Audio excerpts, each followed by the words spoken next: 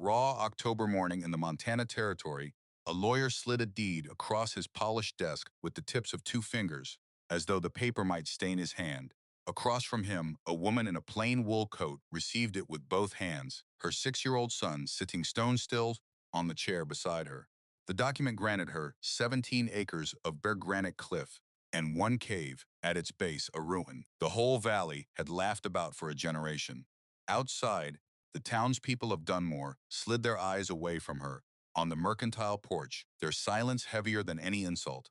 That night, by a single guttering candle, she opened her grandmother's cracked leather notebook and found an entry she had somehow never understood before. The faded words described that same cave, a fissure that pulled smoke, a winter survived by a frightened young woman half a century gone.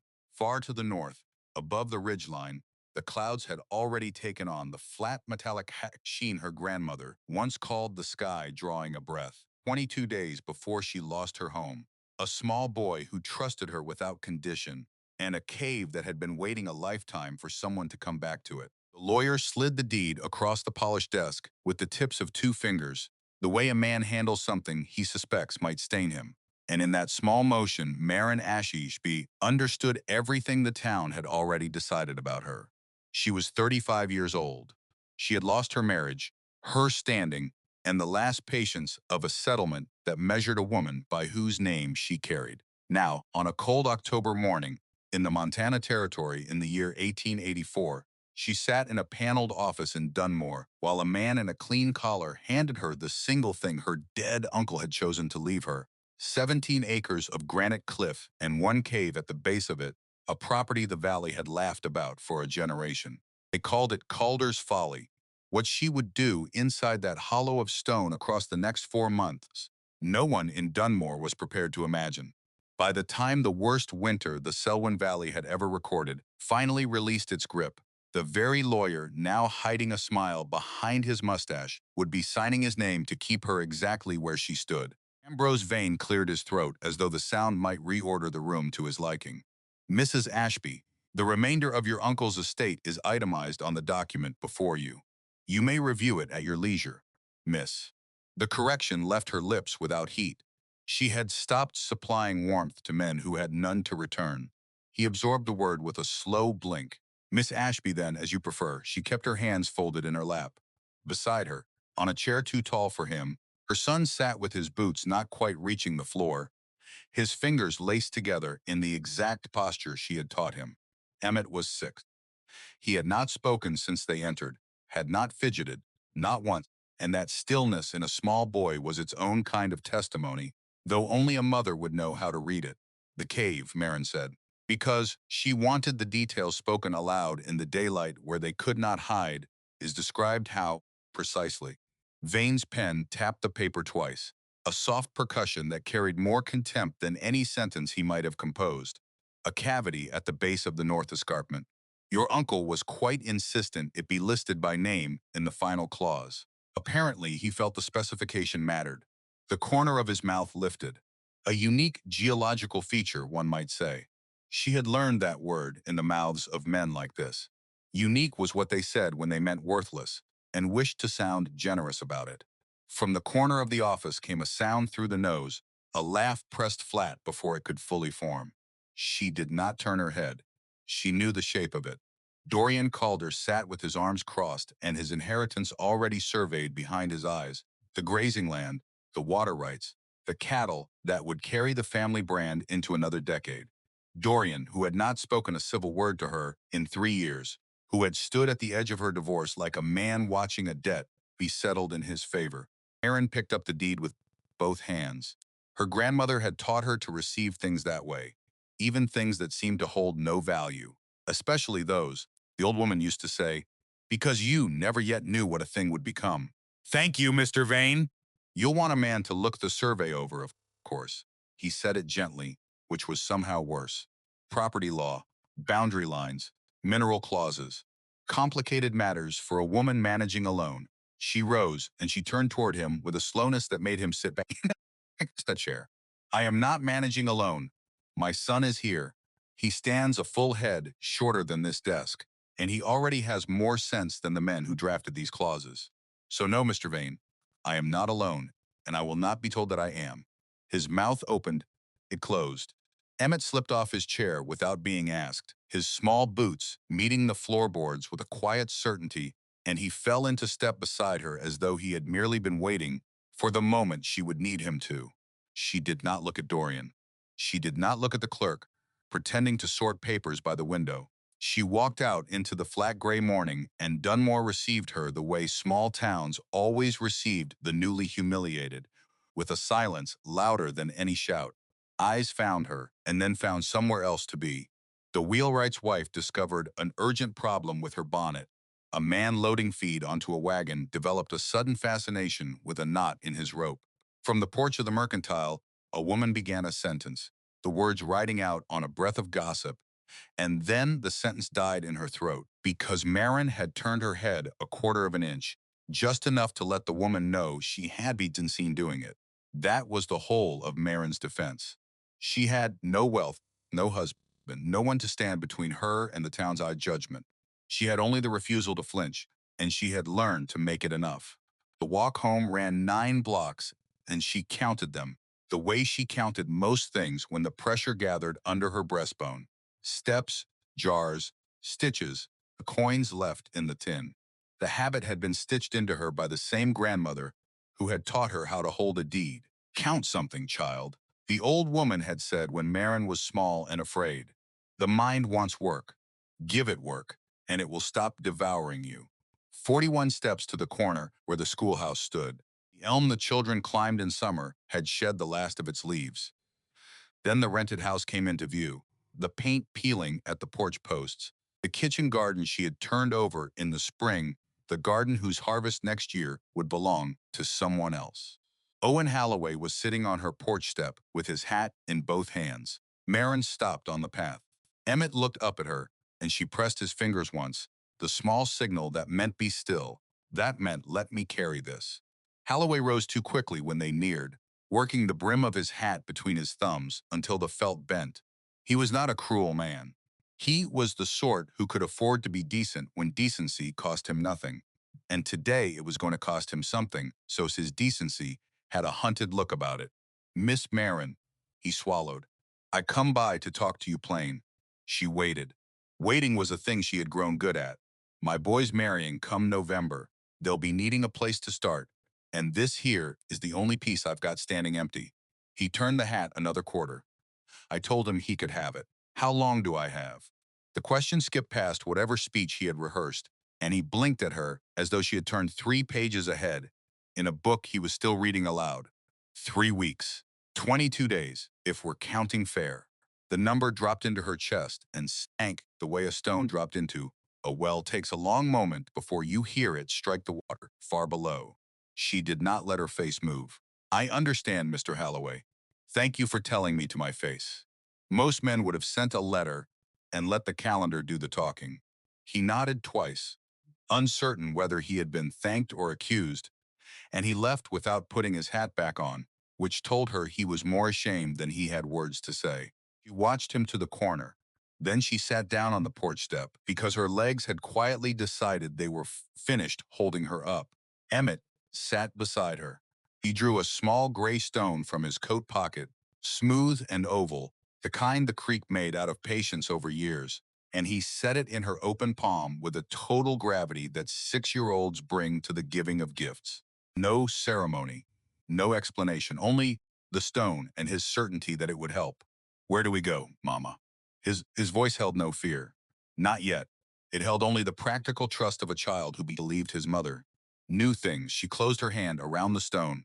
His father's coloring lived in his face, and her own mother's mouth, and beneath both of those, a watchfulness that belonged to no one but Emmett himself. I don't know yet, baby, but I will by tomorrow. He nodded as though that were a perfectly reasonable answer, as though the world were a fair place that rewarded mother's promise, and it was that trust, unearned and total, that threatened to break her clean in half. She did not let it. A woman could hold a great deal, she had learned, if she refused to set any of it down. That night she did not sleep. She sat at the kitchen table with a single candle burning low, the deed unfolded before her, 17 acres and one cave rendered in the surveyor's indifferent hand. Beside it lay the only object in the house that had belonged to her without dispute since the day she married at 19, a leather notebook, cracked along the spine, the cover gone the brown of a dry creek bed in late summer. The pages inside had thinned to the color of weak tea, and the writing that crossed them was her grandmother's. Singe Calder had died when Maren was 12, and she had left behind two things, the notebook and a single sentence Maren had never managed to forget. Stone makes no promises, child, but stone breaks none either. Maren opened the cover the way she had opened it 100 times before, as a girl, as a bride, as a woman with a baby on her hip and a marriage curdling around her.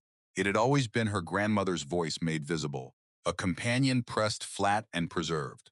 Plant lore, weather signs, recipes measured in handfuls, lists of things a woman ought to know if she ever found herself somewhere she had not planned to be.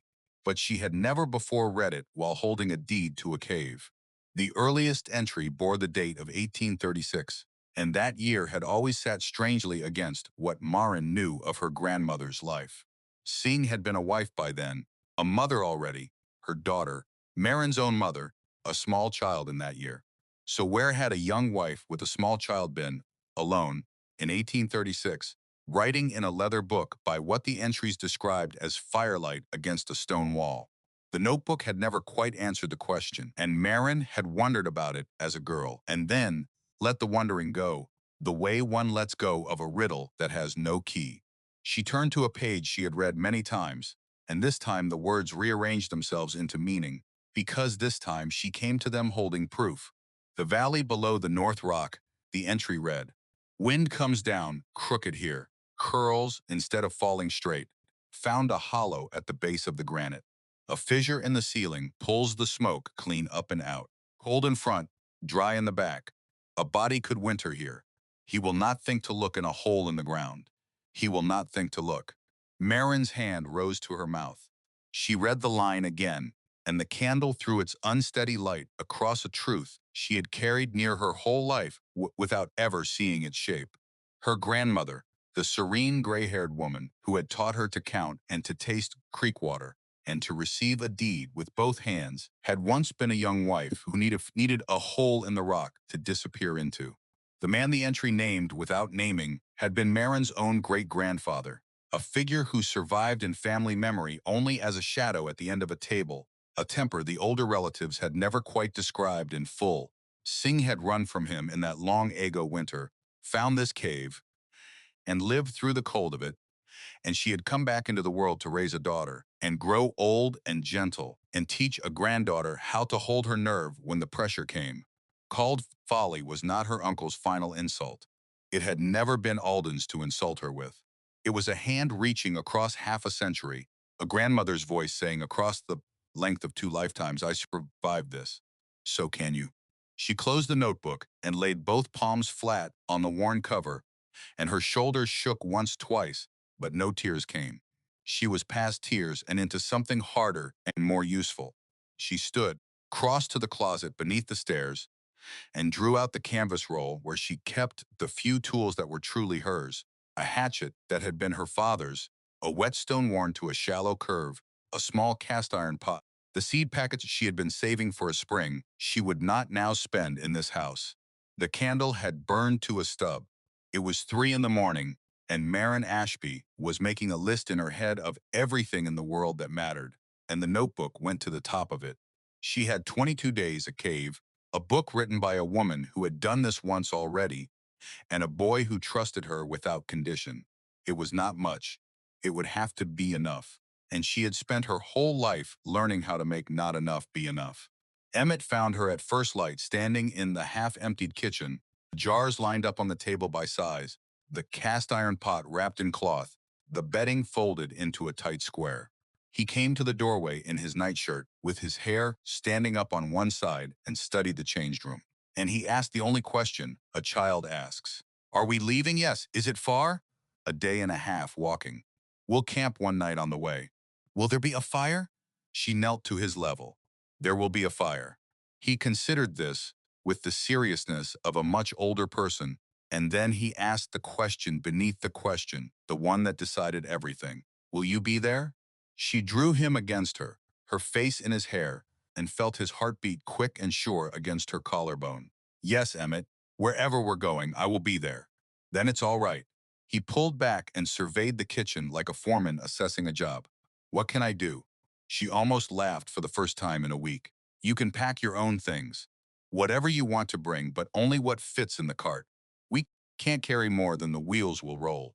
He turned and went to his room with the bearing of a soldier, handed an order. She did not yet know that the bundle he would bring would hold 7 gray creek stones, a scrap of birch bark with an owl scratched on it, 2 shirts, and the small wooden horse his grandfather had carved before he died. She knew only that the boy trusted the leaving because she had told him it would be all right, and now she'd made it true, or spend herself in the attempt. Morning brought her to the one door in Dunmore she still felt entitled to knock upon. Tobias Wren farmed wheat 4 blocks east in a frame house that leaned a little to the south, as though it too had grown tired of standing straight against opinion. He was a widower somewhere, past 40. His wife had gone in the fever 3 winters back. He had carried firewood to Marin's porch the season after her divorce and had asked for nothing whatsoever in return. And she had held on to the memory of that plain kindness the way you hold on to a coal through a cold night. He knocked his chair backwards, standing up too fast when she appeared in his kitchen doorway. Marin, sit. I need a favor, Tobias. He steadied himself. Name it. A cart. 2 days, I'll bring it back sound. For what? I'm leaving. Calder's Folly. His face worked through the whole argument without voicing a word of it, the disbelief, the protest forming behind his teeth, the slow recognition that she was not asking his permission and would not thank him for offering it. She watched a man arrive at the only decision left to a man who respects a woman who has already decided. It'll be on your path by dusk, he said, and I'll put a sack of flour on it. Don't fight me on the flour. She did not fight him on the flour. At the door she paused. Tobias. Don't tell anyone where I've gone. Wasn't going to. She walked home under a sky she did not like. Above the northern ridge, the clouds had taken on a flat metallic sheen, the color of a knife blade tipped toward a light she could not locate. Her grandmother had a name for that color.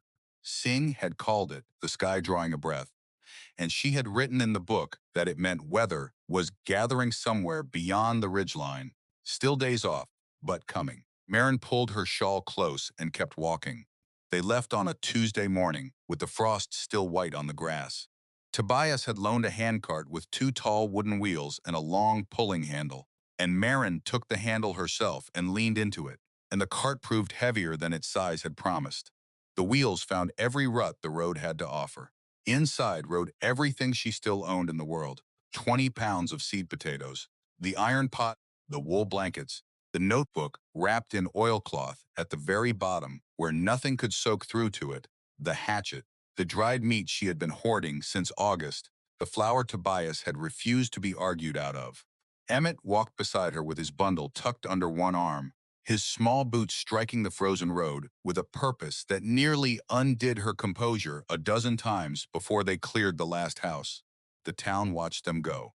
She felt the eyes as she always felt them, from the hardware store, from the church steps where 2 women stood buttoned against the morning chill, from an upstairs window at the mercantile where a curtain shifted and stilled. Marin kept her gaze on the road, and beyond the road on the escarpment that rose gray and enormous at the valley's far end, indifferent to every opinion Dunmore had ever formed about it. That indifference, she was beginning to understand, and was going to be a kind of mercy. Halfway to the edge of town, a voice called her name, and she knew it before she turned. Reverend Selby stood before the whitewashed church, with his coat buttoned to the throat and his hands clasped behind his back, and Marin stopped the cart, because to keep walking would have handed him a story to tell. He had buried her grandmother. He had, some months after her divorce, delivered a sermon on the sanctity of vows while looking directly at her in the third pew until she rose and walked out and never once came back. He crossed to her but stopped a careful 2 feet short, close enough to speak low, far enough that any watcher could see he was not embracing the wayward woman. I have prayed over you, Marin. Have you? There is still time. Time to repent, to return to your husband, to raise your boy inside a Christian home where he belongs. Something rose hot and old in her chest, the accumulated weight of 3 years of his glances and his sermons, and she did not release it. She thought instead of Singe, who had been told the same thing by men just like this one, and who had run anyway, and who had been right to run. She answered the way her grandmother would have. Reverend Selby, my marriage stopped being a safe place for my son. I did what a mother does. I took him somewhere it could not reach him. I am at peace with God about it. I am simply not at peace with you, and I have stopped confusing the two. His face changed, the certainty in it curdling towards something meaner. That is not for you to— Good day, Reverend. She lifted the cart handle and walked past him, and Emmett looked up at her once, small face full of something she could not name and would not ask him to explain, and then he faced forward and kept walking. She did not look back. She had decided in the moment her fingers first touched that deed, that she was through spending her days looking back at people who had already looked away from her. The road out of the Selwyn Valley climbed, rougher than she had let herself remember, 9 miles that folded and rose and dropped through stands of aspen gone bare, and the handcart fought her for every one of them. By mid-afternoon, her palms had blistered against the wood, and the blisters had torn, and she wrapped strips of cloth around them and took up the handle again. Emmett found the flat places where he could push from behind, small hands braced against the tailboard, his whole weight thrown into the work, and where the road pitched too steep for a boy he walked ahead and rolled the loose stones out of the ruts so the wheels would run cleaner. He did not complain. He had learned, somewhere in the hard months behind them, that asking a thing to be easier than it was only wasted the breath you needed for the doing. They made camp at dusk in the lee of a granite shoulder where a spring ran clear and cold from a seam in the rock.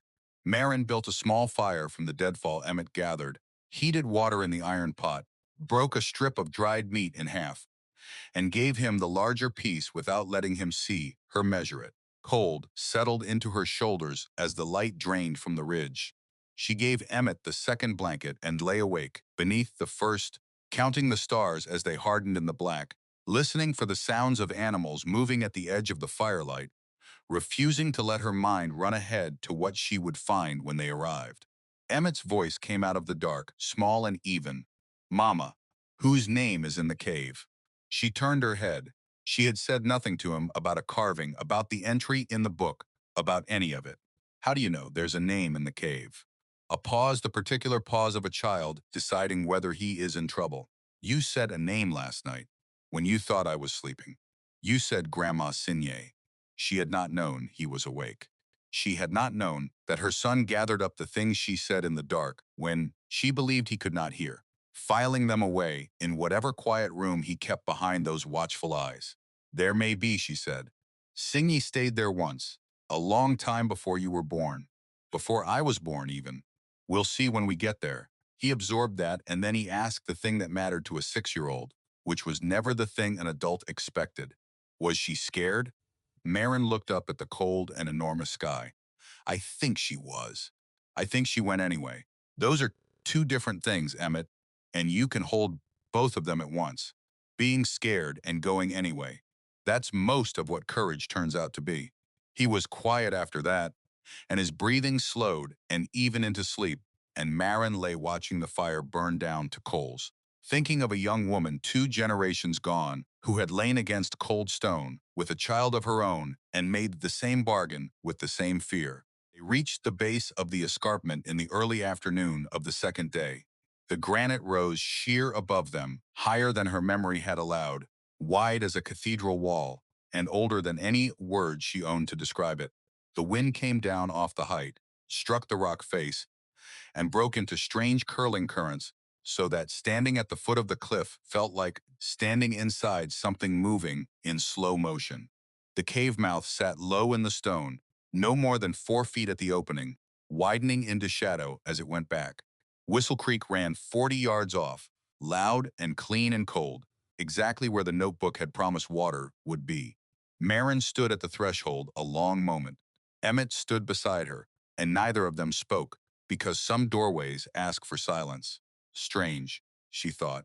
How a beginning and an ending look the same from the threshold.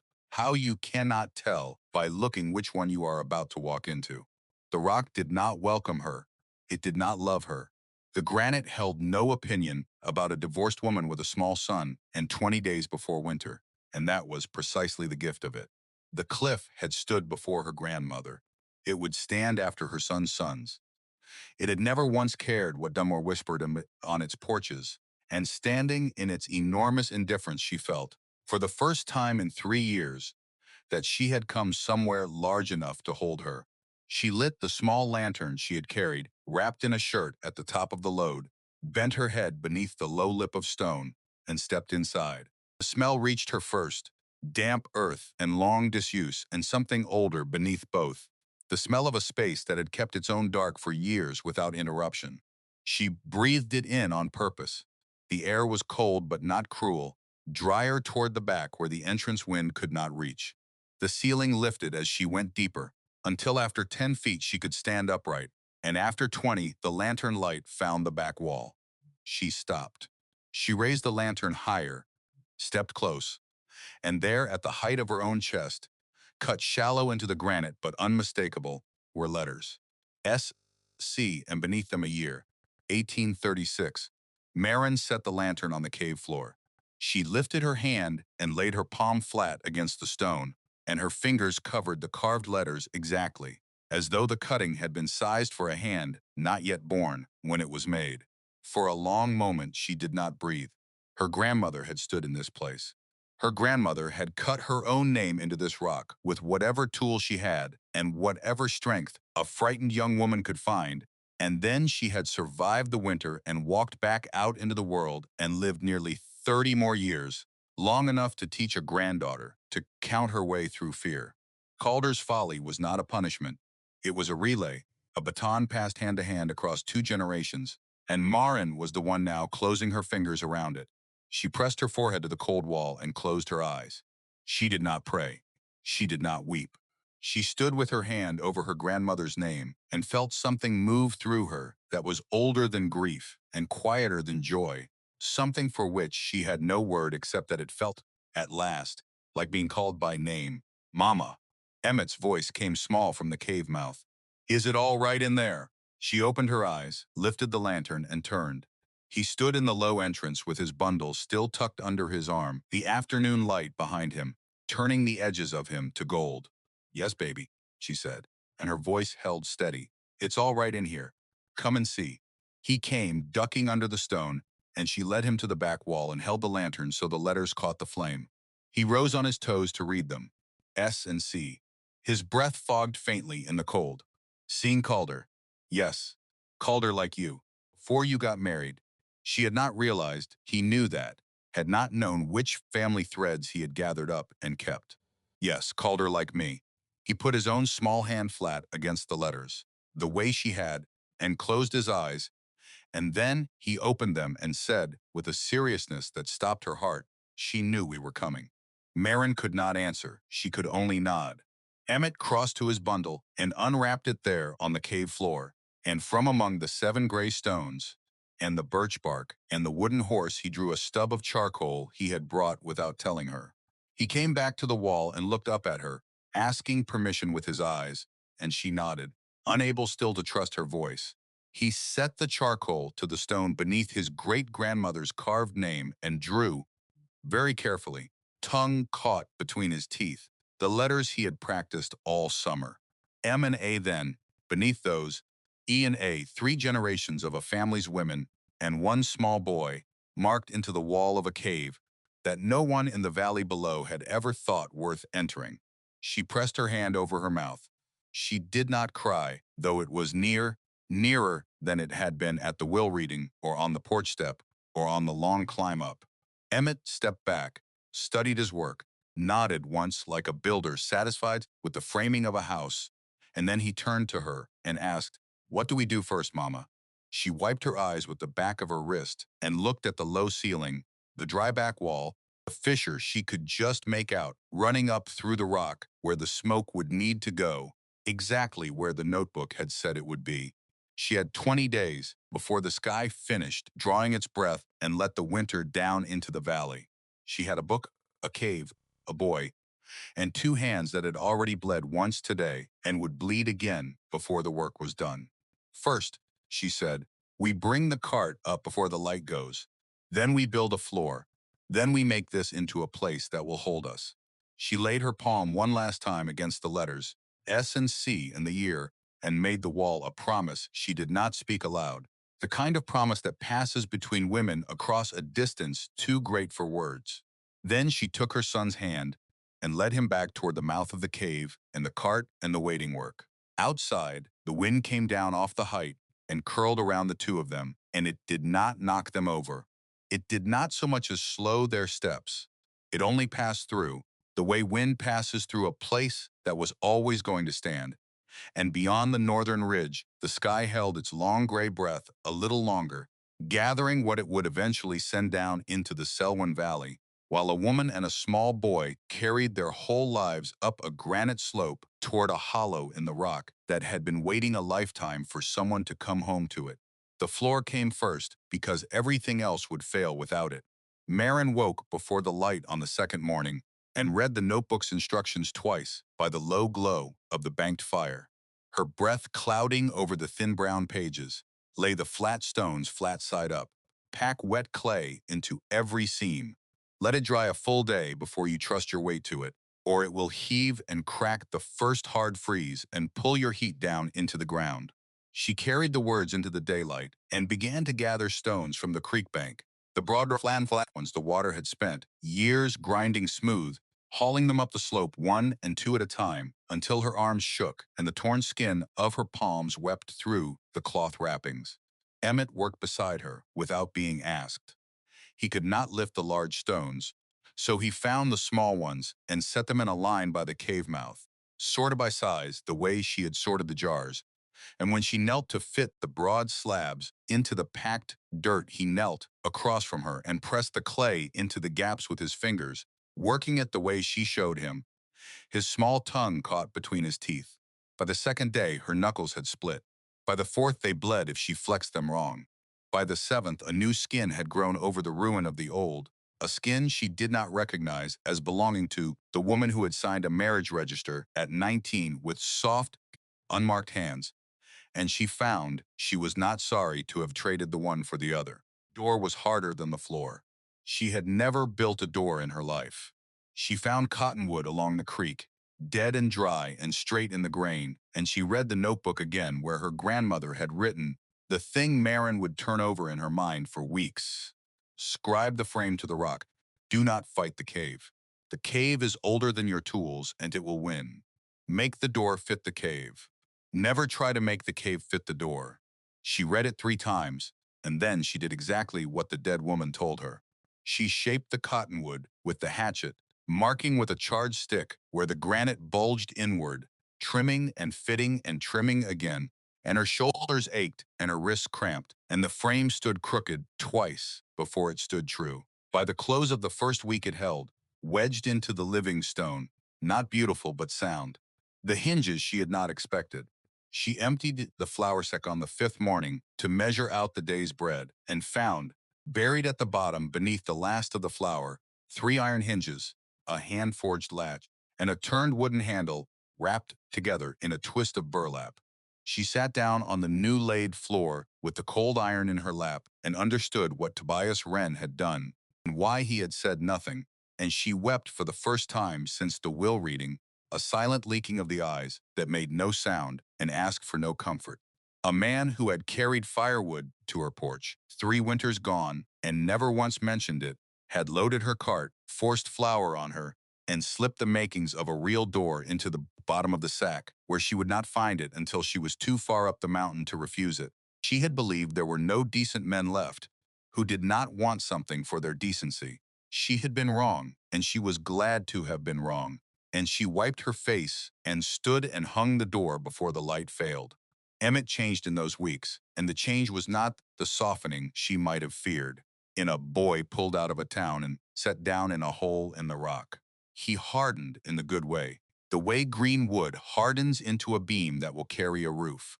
He learned to read the fire by its color and told her when the wood ran too green before she had to teach him twice. He carried water from the creek in a tin pail that banged his shins, and he never spilled more than he could help. And he practiced his letters on a slab of slate with the charcoal in the afternoons while she worked, sounding the words out under his breath. One evening, he set down his slate and came to where she was fitting the last of the clay chinking and told her, matter of fact, that the broad leaf by the north seep was not the one for the cough. The cough plant had the sticky leaf and grew higher on the dry rock facing the sun, that he had checked it against the drawing in the book. She stopped with the clay drying on her fingers and looked at her son, who had just corrected her out of her own grandmother's notebook, and she felt the particular vertigo of watching a child become, in some small and permanent way, a person who could keep you alive. You're right, she told him, and she meant it as more than praise. I had the wrong plant. You just saved us a bad night, maybe worse. Don't ever go quiet about a thing like that, because you think I'll be cross. Being right matters more than being polite out here. He took that in with his usual gravity, filed it away wherever he kept the things she said, and went back to his slate. And she noticed he sat a little straighter for the rest of the evening. The fire was the last of the great works and the most exacting. She built the firebox low and wide, mortared the river rock with clay and dried grass, and angled the flue toward the natural fissure in the ceiling, the crack her grandmother had known would pull smoke. It took her 4 days and 3 failures. The first build smoked them out until their eyes streamed and they had to throw the door open to the cold. The second drew unevenly and guttered. She tore each one down, studied the diagrams, seeing had sketched in a careful, spare hand, moved the firebox, re-angled the flue, and let the clay cure a full day before she struck the flint again. When the fire caught on the fourth build, the smoke climbed clean, up through the box and up the angled throat, and up the fissure, and out into the gray afternoon sky, and the cave filled not with the harsh, close heat of an overfired room, but with a steady, bone-deep warmth that reached the back wall and stayed there. Marin sat back on her heels and looked at her work, and then she looked at her son. Emmett had settled cross-legged near the new fire, with his eyes closed and his face turned toward the heat, and he was smiling, a small private smile she had not seen cross his face in 3 years, not since before the last bad night in the rented house, not since the morning the front door had closed on his father for the final time. She pressed her cracked hand flat against her breastbone and held it there, and she thought that a woman could spend her whole life being told what she could not do by men who had never built anything with their own hands, and none of it would matter half so much as the sight of her child, warm and easy in a shelter she had raised herself out of stone and clay and a dead woman's instructions. The first visitor came on a gray Wednesday in early November, and Marin saw him before he moved. She was outside on a flat sunning stone, pounding dried buffalo berries to paste with a smooth creek rock, when the stillness at the tree line resolved itself into a man. He stood among the bare aspens with the particular motionlessness of someone deciding whether a place was safe to approach, a long rifle carried in the crook of his arm with the ease of decades, a single mule behind him, loaded but loaded light. He watched the cave for the better part of 5 minutes without stirring, and Marin went on pounding the berries, her motions even, because her grandmother had written that a panicked woman invites panic toward her while a calm one invites a different and more careful kind of attention. Emmett had gone very still beside her in his particular way, his eyes on the tree line, his small body a coiled question. She pressed his knee once, the signal to hold, and he held. The man came forward. At last his steps measured over the frozen ground, and he stopped at a distance that was neither timid nor presuming. His face was weathered to the texture of tanned hide, sun-creased and wind-scoured, and she put him near 60, though a life lived outdoors made such guesses unreliable.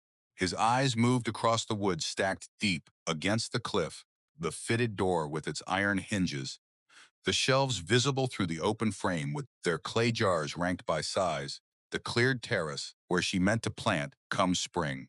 Something shifted in his expression, and what shifted was not curiosity. It was recognition. Cormac Reeve. He offered the name the way men who spend their lives alone reintroduce themselves to the human world, not as an introduction, but as a reminder, to himself as much as to her. He did not smile. Folks down in Dunmore are telling it that Calder left you nothing but a hole in the ground. She did not look up from the berries. We have what we need. He tilted his head back and studied the cliff face, tracing something in the pattern of the granite she had not yet learned to read. This valley funnels the north wind down like water through a sluice. When the real snow comes, it doesn't fall, it drifts, piles against anything fool enough to stand up straight. I've watched it bury a two-story barn to the ridgeline in a night. His gaze came down and settled on the low, dark mouth of the cave, and something recalibrated behind his eyes, some prediction quietly revised. A hole in the ground isn't the worst place a body could be. Come a bad blow. He did not say it kindly. He said it like a man correcting an error in his own arithmetic.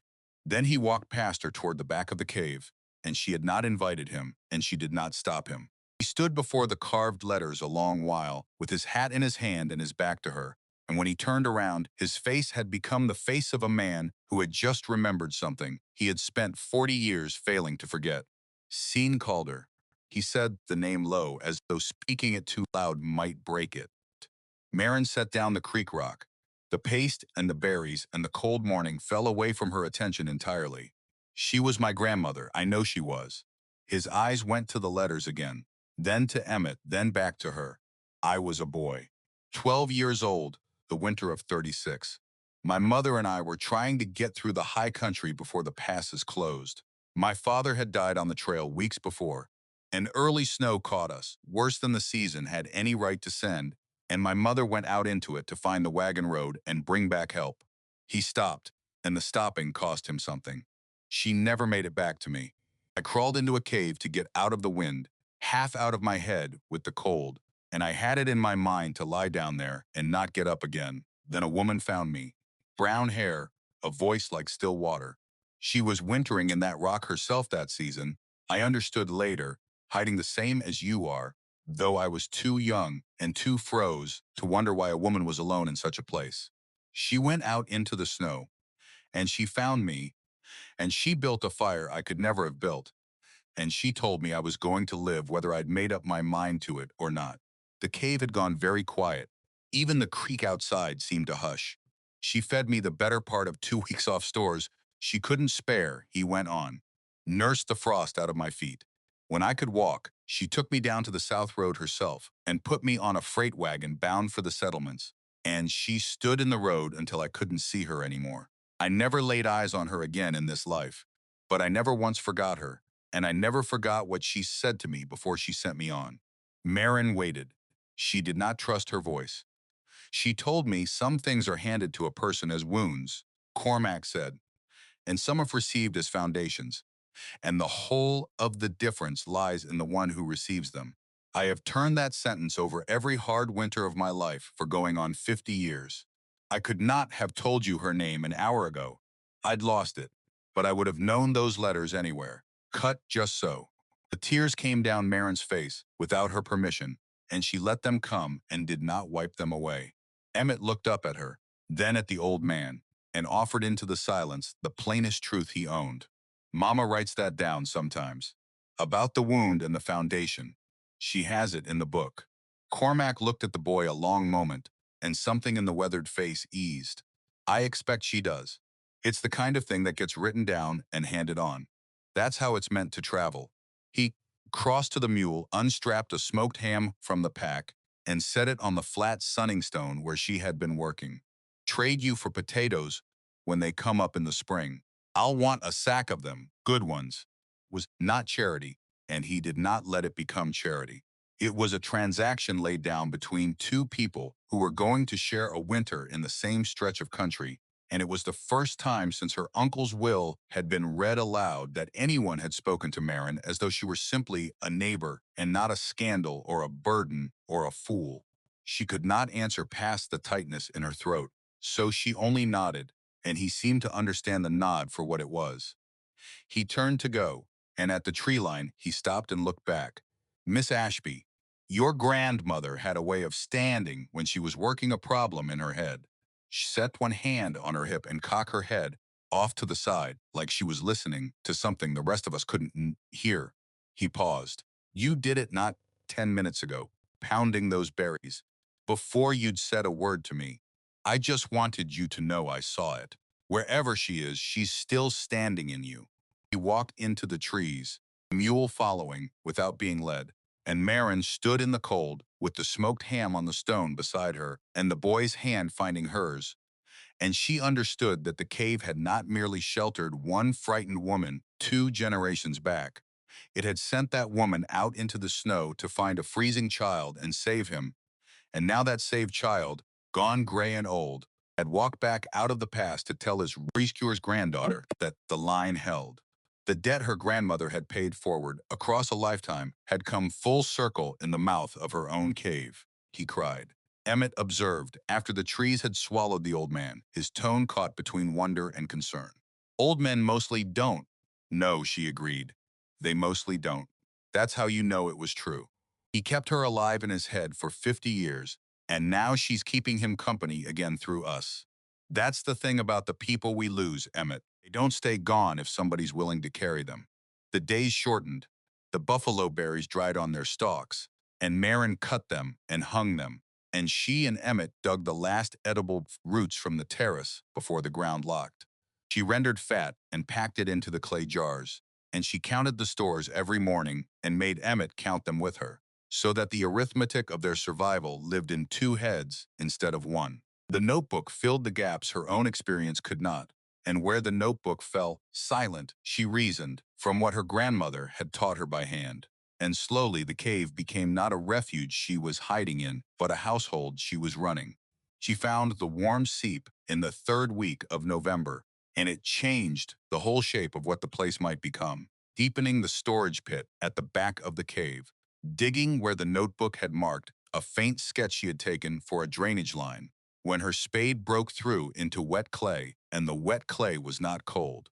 Water welled up into the hollow, faintly warm against her wrist, steaming in the lantern light where the cave air was coldest.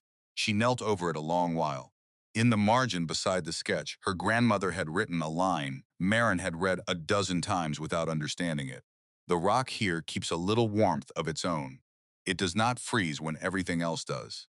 A body who knew that would never want for water in the deep of winter. Marin pressed her hand flat to the wet floor and felt the faint pulse of heat rising out of the deep stone. And she understood that the thing the whole valley had laughed at, the worthless hole in the granite, held the one thing that grew precious past, counting when the true cold came down, water that would not turn to ice. There was more. The clay her spade turned up came out fine and smooth and free of grit, the kind a potter pays for, and she worked a handful of it between her fingers and remembered her grandmother's hands doing the same by a different fire. She had a use for that clay past the chinking of walls. In the evenings that followed, she wedged it and coiled it and shaped small bowls and a lidded jar, and she set them to dry and then fired them in the coals of the hearth, and they came out hard and sound and rang when she tapped them. It was slow work and it was honest work, the kind that put something into the world that had not been there before, and Emmett took to it with the same grave attention he brought to everything. Small thumbs learning the pressure that turned a lump of earth into a thing that would hold soup. Neither of them spoke it aloud, but Marin understood what she had found. Not treasure. Better than treasure. A trade she could carry in her 2 hands, a reason the cave would feed them, long after the potatoes ran out. Ambrose Vane came up the trail on horseback the 2nd Tuesday of the month, and Marin saw him before he saw her. She was gathering the last of the dry buffalo berry stalks when she heard the hooves on the frozen road, and she straightened and wiped her hands on her apron and did not step back from where she stood.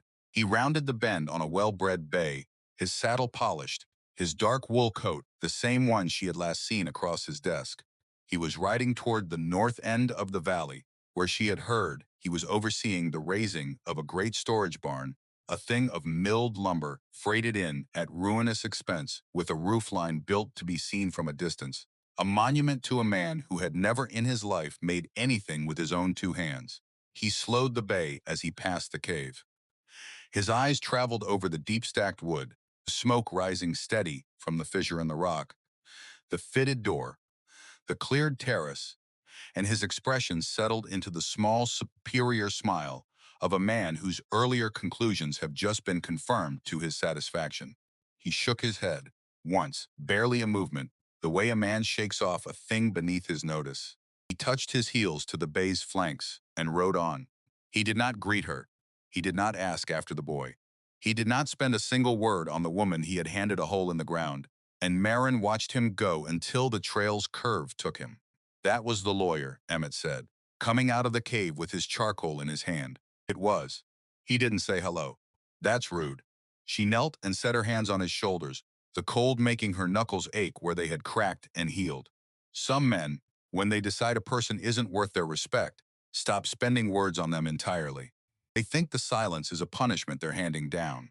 She looked toward the empty trail. He is building a barn up the valley so the whole territory can look at it and know he is a man of substance. We are building a life in a rock so we can live through the winter. He is making a thing to be seen. We are making a thing to last. One of those holds up in a hard wind, and one of them doesn't, and I know which is which, and so I think, will he before too long. Emmett weighed the barn and the cave, and the difference between them with the seriousness of a boy filing away something he would carry. I'd rather have the thing that lasts.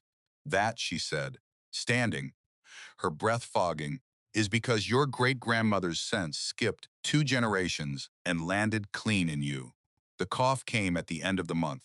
Emmett woke one gray morning with a rattle low in his chest and a warmth on his forehead that was more than the fires. And Marin felt the old familiar fear rise in her, the specific fear of a mother watching her only child take sick in a place far from any doctor. But she had prepared for exactly this, had gathered and dried the sticky-leafed plant from the sun-facing rock in October, had marked the page, and read it twice against the day she might need it. She did not let the fear take the wheel. She went to the shelf, took down the jar of leaves her son had once corrected her about, and was fiercely, privately glad that he had. She measured a full handful into the pot, poured boiling water over it, and let it steep while she wetted cloths in the cold creek water and laid them cool across his brow and the back of his neck, changing them as they warmed. When the tea was ready, she strained it, sweetened it with a spoonful of the honey she had traded for in October, and gave it to him in small swallows through the morning. It tastes bad, Mama, he told her, his voice thick but not weak, his eyes clear enough to complain, which reassured her more than any measure of his forehead could have. I know it does. Your great-grandmother didn't write it down to be tasty. She wrote it down to work. She smoothed the damp hair off his forehead. Drink it anyway. Bad tasting and it works, beats sweet and it doesn't, every time. That's another one for you to keep. By the afternoon, the warmth had begun to leave him.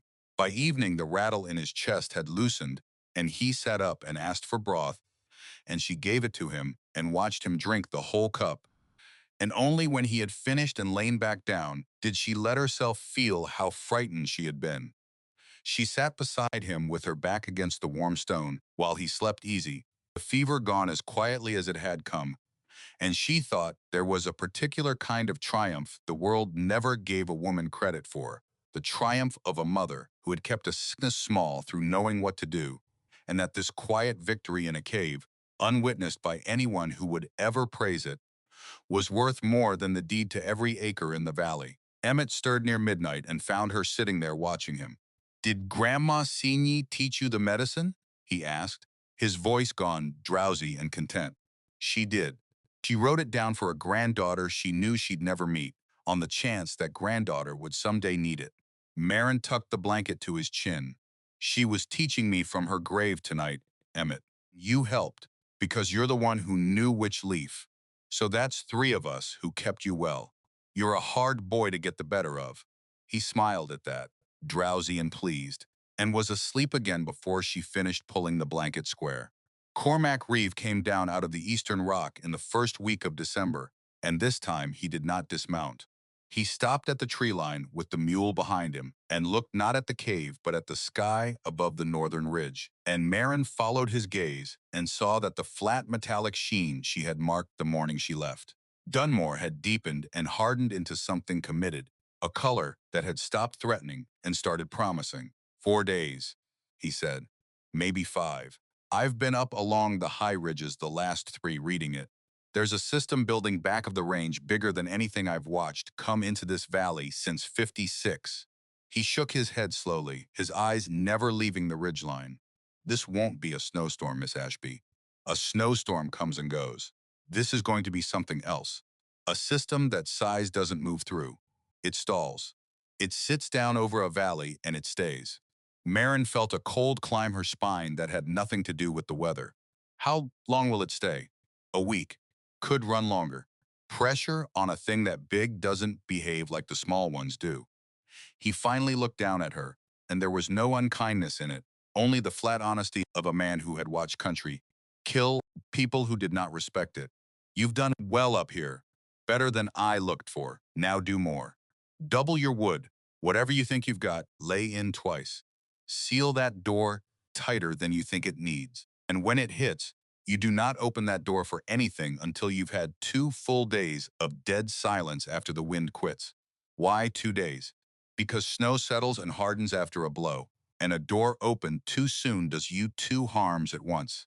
It lets your heat out into a wall of drift, and sometimes the drift behind it comes down and packs the door so it won't shut again. Then you've traded a sealed cave for an open one, with winter pouring in, and you can't undo it. His gaze moved past her to Emmett, standing in the cave mouth. Boy, yes, sir. Your mother knows what she's doing up here. You mind her the way you're minding me right now. Quiet and quick, and the 2 of you will walk out of this on the far side. You hear me? Emmett nodded, solemn as a judge. Cormac turned the mule and rode back the way he had come, and he did not look back. And Marin understood that the old man had ridden through worsening weather and hard country to bring her a warning he owed her nothing for, except the debt that ran back 50 years to a woman with brown hair and a voice like still water who had once refused to let a freezing boy lie down and quit. She did not waste the 4 days. She and Emmett cut and hauled and stacked wood until the pile along the back wall doubled and then grew past double, dry hardwood only, split to sizes a boy could carry so that Emmett could feed the fire if her hands failed her. She packed moss and dried grass into every seam of the door until no thread of daylight showed at the edges, and she checked the seal by candle, moving the flame along the frame at night to watch for the flicker that meant a draft, and where it flickered, she packed more. She drew water from the warm seep and filled every jar and vessel she owned, grateful now, past measure for the thing the valley had mocked. And she counted the stores a final time and made Emmett count them with her, jar by jar, and wrote the tally in the back of the notebook, so that if the counting ever fell to him alone, he would have her numbers to check against. What can I do? Emmett asked her on the 3rd evening, standing at her elbow as she pressed the last of the moss into a gap near the latch. He had lost the roundness of early autumn from his face. The weeks of labor and the brief fever had thinned him, but his eyes had gone from a child's eyes to a partner's, steady and level and unafraid. She knelt to bring her face to his. You can help me count the jars every morning and tell me the number. You can help me keep the small wood stacked by the fire where I can reach it without getting up. You can help me by doing what I ask, the moment I ask it, and saving your why for later, when there's time and warmth to answer it. And when the wind comes and it's loud enough to frighten a grown man, you can help me most of all by remembering that loud is only loud. It can't reach us through good stone and a good door. Can you do all that? I can do that. He said it without bravado, the way he said everything, as a simple report of the truth. We're going to be all right, Mama. Yes. She drew him in and held the back of his head with her cracked and healed hand, and over his shoulder the fire threw its low, steady light across the 3 sets of marks on the back wall, the deep old letters of a woman gone 30 years, and the fresh charcoal letters of a boy who had cut them in October. Yes, we are. Because we come from people who chose stone when they had nothing else, and stone holds. The wind came on the 4th night, not gradually but all at once, and Marin felt it before she heard it. The air inside the cave compressed, a slow squeeze against her eardrums that made her swallow to clear them, and the fire leaned hard toward the back wall for one strange, breathless moment before it righted itself and stood straight again. Then the sound arrived, low at first, a distant rolling, like a freight train on tracks she could not see, and it climbed. It kept climbing. It passed through registers that had no names, until it stopped being something the ear received and became something the whole body absorbed, a pressure in the chest, a trembling in the teeth, a great hand leaning against the fitted door from the outside. Emmett sat up on his pallet. He did not cry out. He did not call for her. He rose, crossed the clay floor she had laid stone by stone, and lowered himself beside her without a word, leaning his weight into her side. She put her arm around him. Outside, the storm announced what it was, and it was not a snowstorm, exactly as the old man had promised. It was something larger, older, indifferent to the smallness of the two lives it had chosen to sit down on top of. For the first 3 days, they did not see daylight. The sound never once ceased.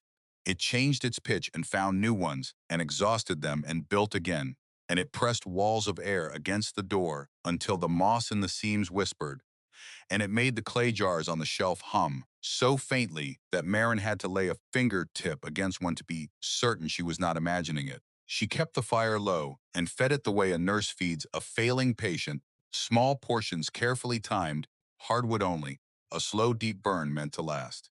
She had laid in wood for 10 days of hard use, and now, listening to the thing outside refuse to tire, she began quietly rationing for 14. She kept the hours by habit rather than by any light. She woke at the same time each morning, heated water at the warm seep, measured out food into portions that would not have satisfied either of them in gentler days, and taught Emmett his letters and his numbers in 2 stretches a day. She taught him to read a fire for the quality of its wood, to judge by the color of a flame whether a stick was seasoned or green.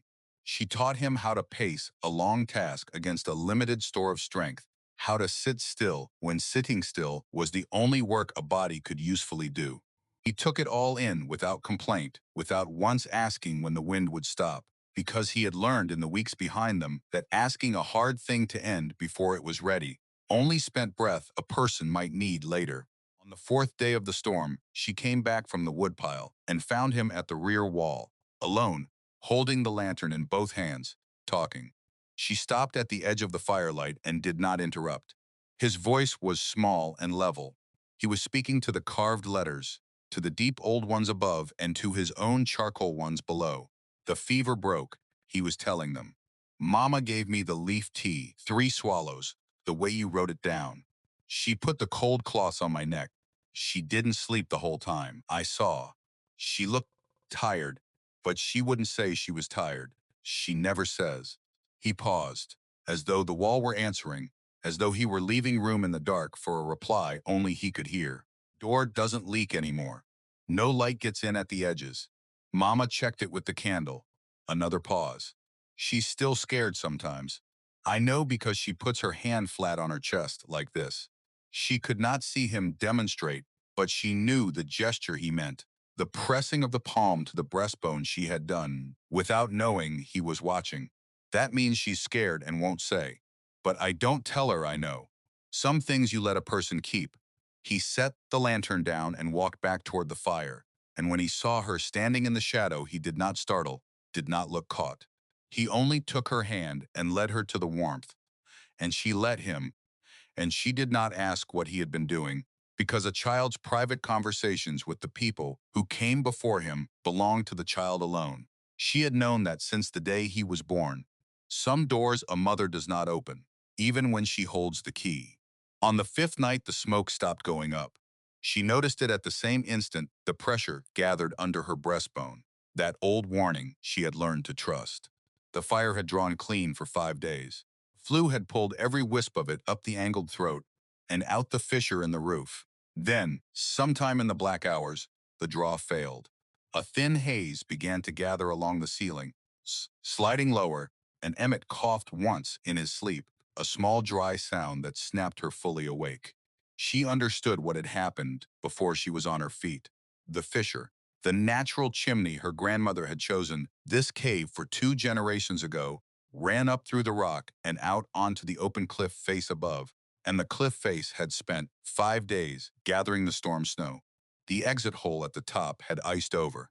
Drift had packed the crack solid, and the smoke, denied its road, had turned back on the only two people it could reach. She stood in the thickening haze and did the arithmetic no book could do for her. She could put the fire out and save them from the smoke, and then the cold that lived inside the granite would rise through the clay floor, and the warmth of the cave would fall away toward the deep chill of the stone itself. And that was a slower danger, but a real one, and it would reach a thin 6-year-old before it reached her. Or she could climb the fissure from the inside, up through a crack in the rock, nearly 20 feet high and, at its narrowest, hardly wider than her own shoulders, and break the ice loose at the top, alone. In the dark, while a storm that had already outlasted a strong man's predictions went on hammering the cliff, she let herself feel, for the length of one breath, that she could not do it.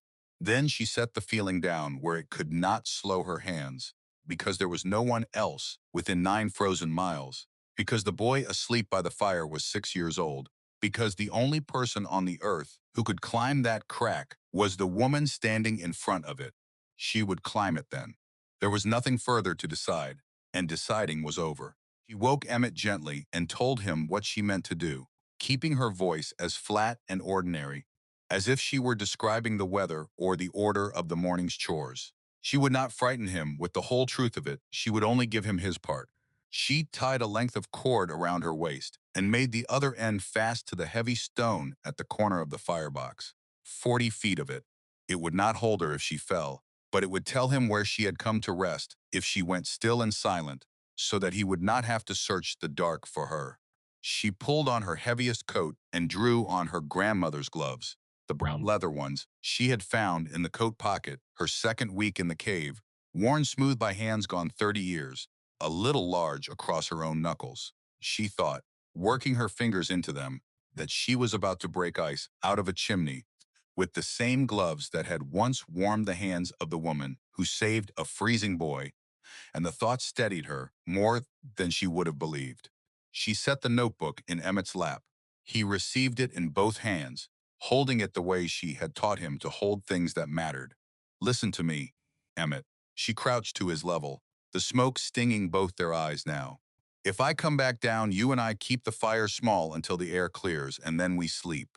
If I do not come back down, his face began to change, and she pressed on before he could speak, because he had to hear the whole of it.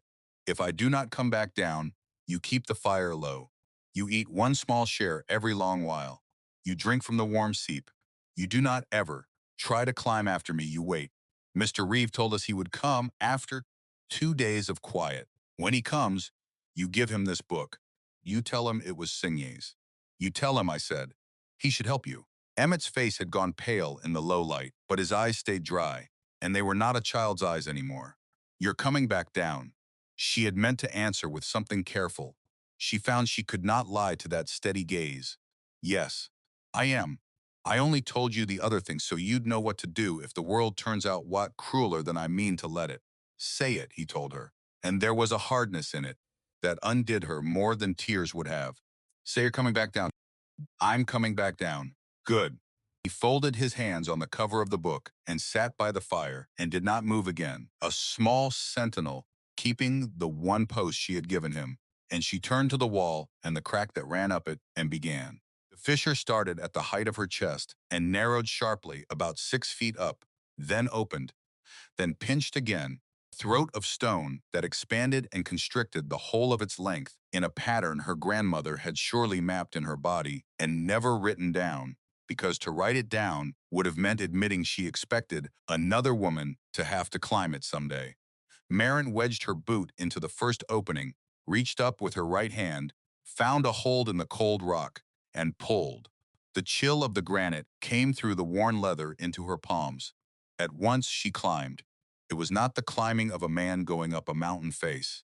It was the climbing of a body going up the inside of a chimney, back braced against one wall, knees and boot soles jammed against the other, gaining height by trading pressure from one side to the other, inch by grinding inch. The notebook had a line for this too, read weeks ago and lodged in her. The body is its own ladder, and the cave will hold you if you let it hold you. She let it. The fire below her shrank as she rose, a small orange coin, then a smaller one. 6 feet, 8, 10. At the narrow place, she had to turn her shoulders square to the crack and push the very air out of her lungs to fit her chest through the pinch, and for one bad moment the stone held her fast on the exhale, gripping her ribs, and she thought of the boy watching the cord go still, and she found half an inch more of breath to give up and slid through. 12 feet, 15. Her arms had begun to shake, a fine tremor no force of will could steady. Her thighs cramped and screamed against the wall. She thought about resting. She understood that if she rested here, she would not start again, that a body stopped in a cold stone throat stiffens and quits. And she made herself a bargain in the dark, not the top. Only the next hold, only the next 6 inches, the trouble cut down to the size of what her hands could reach.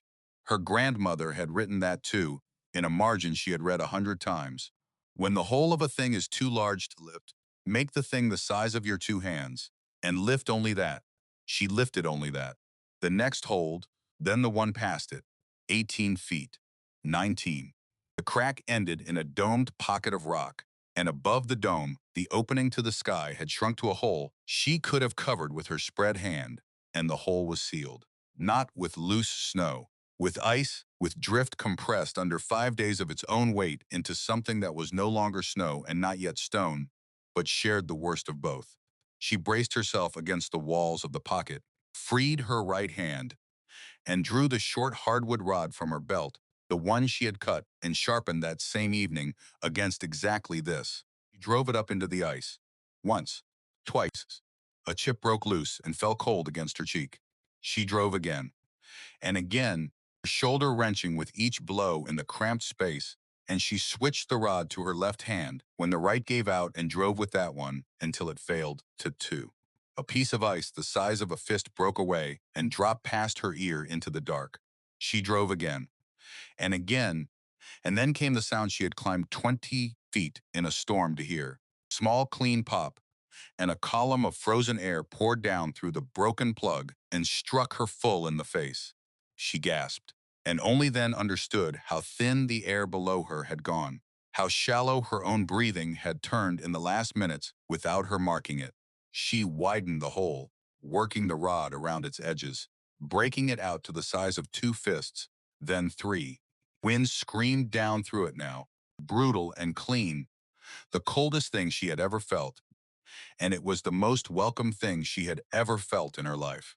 She pressed her forehead to the rock and pulled 3 full breaths of it down into her lungs. Then she began, more dangerous by far than the climb up, to descend. Going down was worse. She had spent nearly everything getting up, and now she had to make the little that remained carry her back to the floor. She lowered herself one hold at a time, boot searching for purchase, before hand let go, the cord trailing beneath her. The fire's small light grew as she dropped, orange bleeding into the black. 10 feet from the bottom, her left boot skated off a slick ledge, and her body dropped 6 inches before her elbow caught a lip of stone and stopped her, and the wrench of it tore a short cry out of her before she could swallow it. From below, Emmett's voice, sharp with the fear he was holding in both hands. "Mama, I'm all right." She got the word out through her teeth. "I slipped, that's all. I'm coming down." She reached the floor, and her legs folded under her, and she sat down hard on the clay she had laid with her own hands. Emmett let the notebook fall from his lap, crossed the cave in 3 running steps, and hit her hard enough to knock her back onto her elbows. His arms clamped around her neck, and he cried. He had not cried through the fever. He had not cried the last night in the rented house when his father went out the door. He cried now, the whole of it coming out at once against her collarbone. "You came back." He got out. "I came back." She wrapped both arms around the small shaking body and held on. "I told you I would, and I'm a woman who does the things she tells you she'll do. Remember that about me, whatever else you forget." She did not remember falling asleep on the floor. She woke an hour later, still lying against the cold stone. Emmett curled into her side, the fire burning a little brighter than she had left it. She turned her head. He had fed it while she slept, chosen the smaller hardwood pieces exactly as she had taught him, laid them in without waking her. She let her head sink back to the clay and slept again. and the smoke went up clean through the reopened throat all the night long. On the seventh day, the storm stopped. It did not soften. It did not taper. It simply ended, the way a held breath ends, the way a hand lifted from a string ends the note. The cave went so quiet that for a moment she believed she had gone deaf. She set down the socks she had been mending and listened, and there was nothing to listen to at all, and the silence was somehow more astonishing than the roar had been. Emmett sat up, his eyes wide in the firelight. It stopped, I know. Is it over? She thought of the old man's warning, of 2 full days of quiet. We wait, she told him. 2 days. We don't open the door for anything less. He nodded. And this time he did not ask how long, because he had already learned the shape of waiting, and they waited. For 2 days they cooked at the hearth and mended what needed mending and studied the marked wall together. And on the second day, Emmett added something beneath the 3 sets of letters, small drawing in charcoal, a woman, a boy, and between them, holding a hand of each, a taller figure in a long coat. He did not say who the third figure was. He did not need to. Marin looked at it a long while and did not correct a single line, because it was the truest picture of their family she had ever seen. 3 people in a cave and a fourth who was there anyway, held in place by a book and a name cut in stone. On the morning of the third day of silence, she opened the door. She broke the ice from the seal first with the hatchet, working from the inside, cracking the top corner loose the way the old man had instructed, and snow came in at once. Not powder, the dense compacted material of a drift that had settled under its own great weight, and it fell heavy onto the clay floor. The wall of it filling the doorway was not white.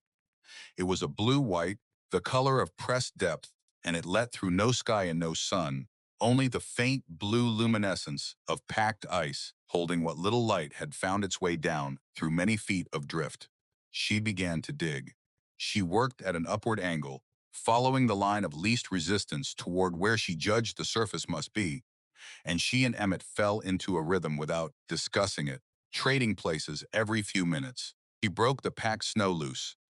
He hauled the loosened chunks back into the cold storage at the rear of the cave, trip after trip, his small arms full, his face set with the particular fierce determination of a boy given real work in a real crisis. The first hour was the cruelest.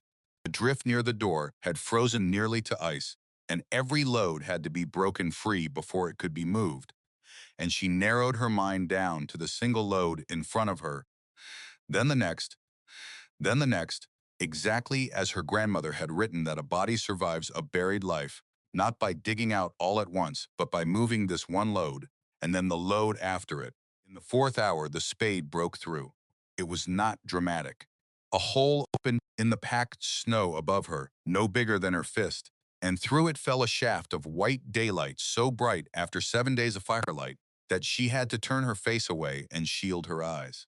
Behind her, Emmett made a sound she had never heard him make, not a cry and not a laugh, the sound a body makes on receiving back something it had been without long enough to have forgotten its worth.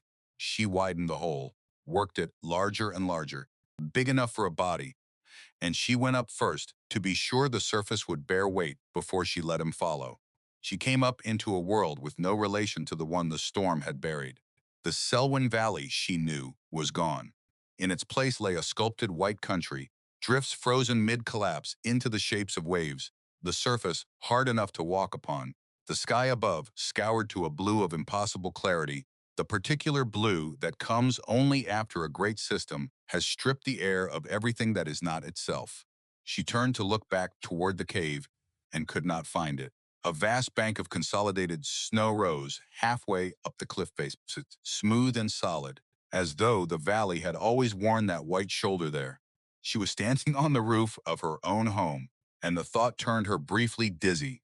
She helped Emmett up through the hole, and he came into the bright cold and went still. He looked out across the changed valley, and his face held none of the complicated grief an adult's would have held. It held the pure, clean astonishment of a child meeting something genuinely new.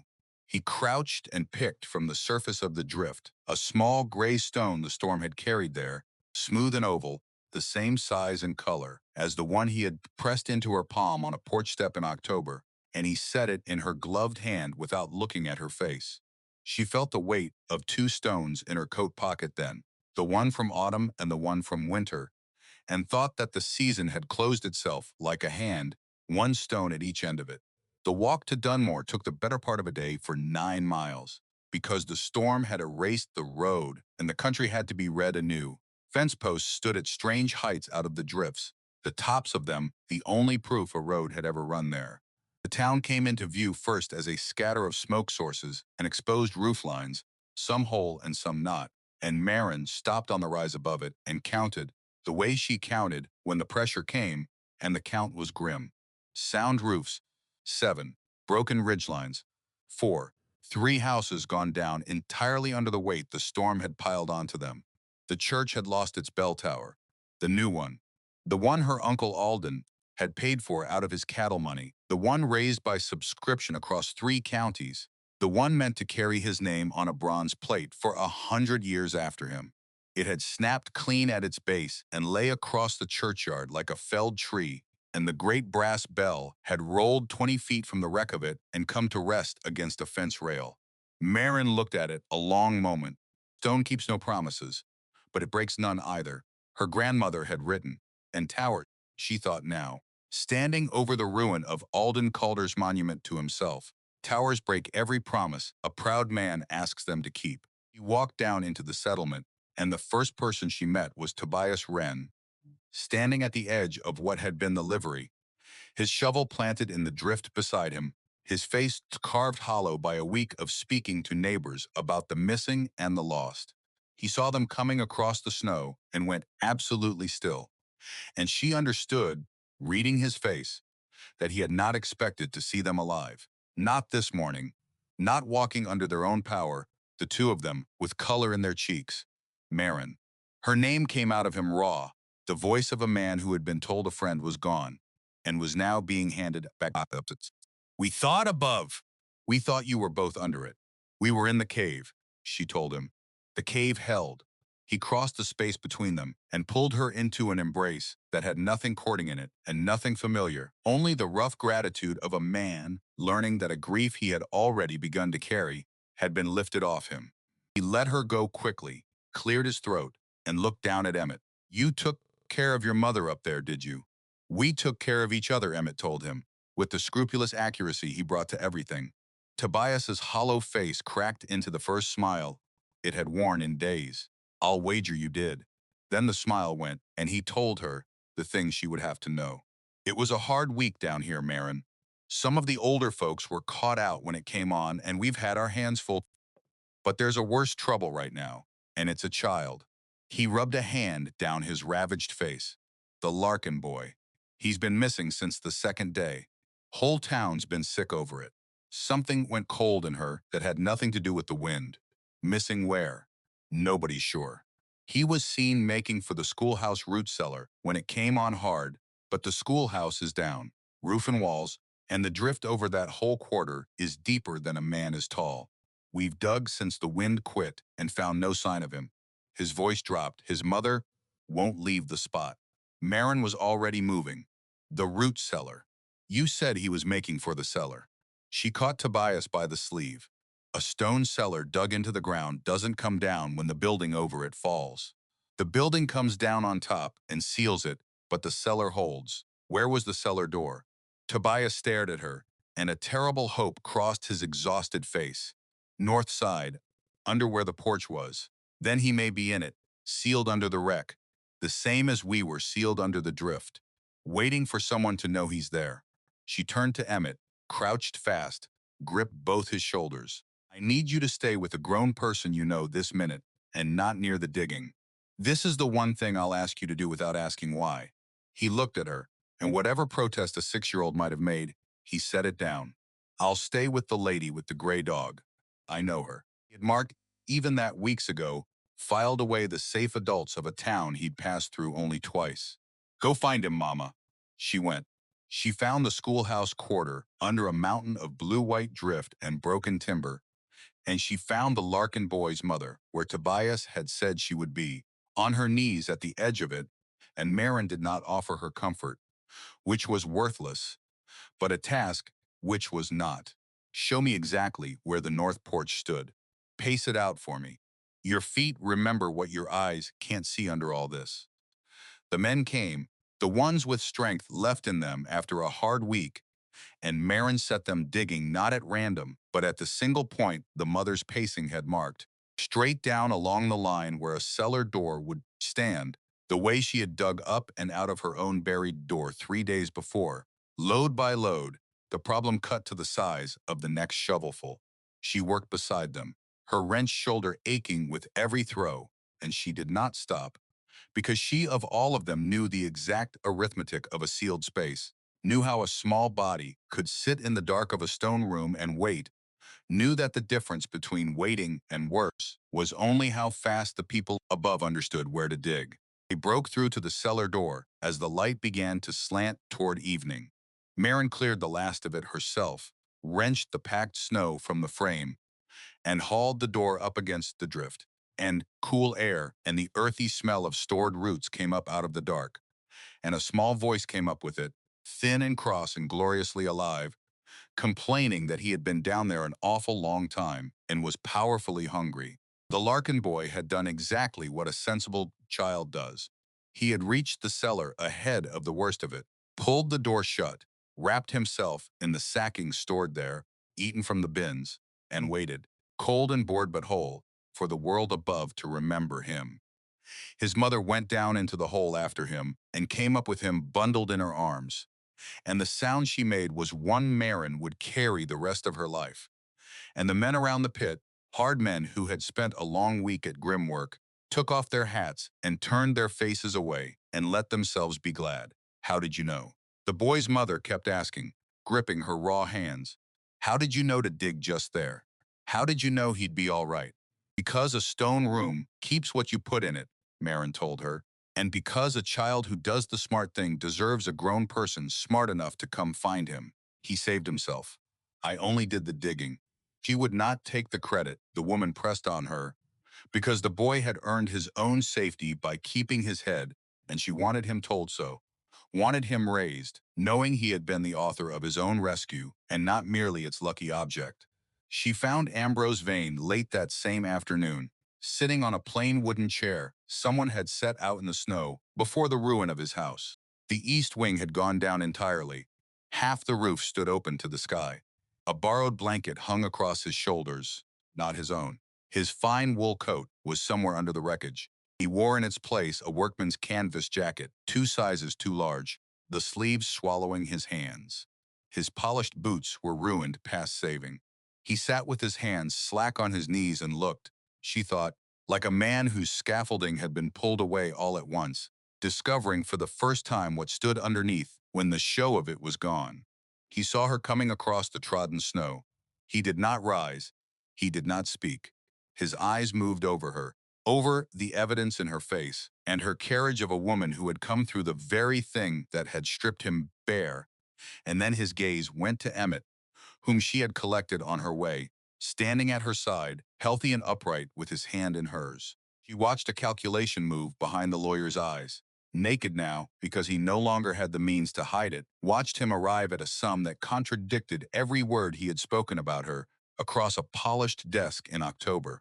His great storage barn, she had already seen on her way through, lay flattened at the north end of the valley, its milled lumber and its proud roofline broken flat beneath the same weight the cave had shrugged off without effort.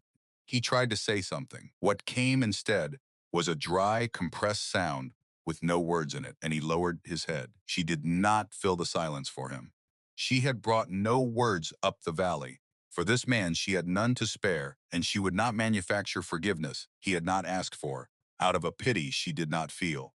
She let him sit in the quiet with the thing he was, only now beginning to understand that a man may build tall and buy bronze and speak with contempt of a woman in a hole in the ground, and the first hard wind of a real winter will sort out precisely which of them built on rock and which on the wish to be admired. She turned Emmett gently by the shoulder, and the two of them walked away across the snow, and she did not look back to see whether the lawyer watched them go. Cormac Reeve came down out of the eastern rock that evening, as the light went violet over the drifts. He crossed the hard-crusted snow at his unhurried pace, the mule behind him, a long rifle at its accustomed rest, and he stopped where the buried cave was and read the dugout passage and the disturbed drift, and he read the two of them standing whole in the settlement's ruin, and he nodded once. That was the whole of it, and it was enough. You held, he said. We held. She found the old man's steady regard harder to meet than any accusation the town had ever leveled at her, because there was no judgment in it to brace against, only a plain accounting between equals. Barely. The chimney iced over on the fifth night. I had to go up the fissure from the inside and break it out. Something moved across his weathered face, quick and gone. Did you? He looked at her a moment longer, and whatever he saw seemed to settle a question in him. Cinch would be proud of the two of you. She'd not be surprised, but she'd be proud. He turned to the boy. And you, young Ashby, what was your part in it? I kept the fire while she climbed, Emmett reported, and I hauled the snow when we dug out, and I stayed with the lady, with the gray dog, when Mama went to find the Larkin boy. Then you did the work that needs a steady hand more than a strong one. The old man told him, which is the harder work and the kind most men never learn to value. He reached into his coat then and drew out a small worn cloth pouch, and he held it a moment, as though weighing whether the time had truly come. There's a thing I never told you, Miss Ashby, about the day your grandmother walked me down to the freight road. Marin waited. She gave me a dried apple out of her own stores before she put me on that wagon. She hadn't but a handful left, and she gave me one, and she told me to pass it on when the time came. I didn't rightly understand her. I was 12, and half froze and grateful, but I kept it. He worked the pouch open. Not the same apple. That first one I ate through a lean stretch in the mountains a few winters on, when I'd have gone hungry without it, and I've felt the debt of it every year since. So I started carrying one, always one, dried and put by, against the day I'd understand what she meant. He tipped the pouch, and into his weathered palm slid a single dried apple slice, dark and wrinkled and carefully kept. Near 50 years I've carried it forward, one after another. I believe this is the time she meant. I believe you're the one to hand it to. He held it out. Marin took it and could not for a moment speak, and Emmett leaned in to look at the small dark thing in her hand as though it were a coin from a country that no longer existed. What's it for, Mama? He asked her. She closed her fingers around it and found her voice at the bottom of the tightness in her throat.